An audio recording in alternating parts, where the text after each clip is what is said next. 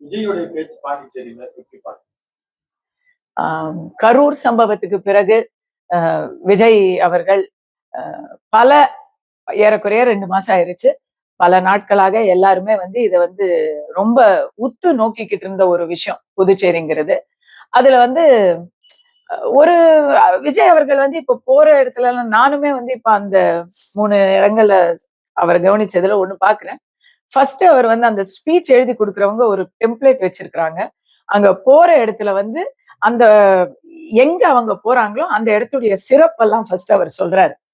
நாங்க இந்த சிறப்பு பட்டிமன்றத்துல எல்லாம் சொல்லுவோம். அது போல அவர் போற இடத்துல அந்த சிறப்புகளை நேத்து புதுச்சேரியோடைய சிறப்புகள் எல்லாம் சொல்லியிருந்தாரு. ரேஷன் கடையே இல்ல அப்படின்னு சொல்லிட்டாரு.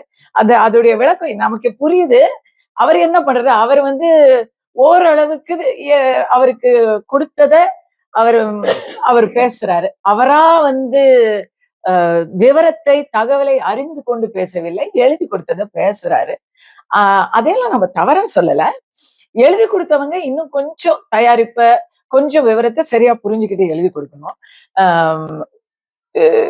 எல்லாமே சிறப்பெல்லாம் சொன்னாரு.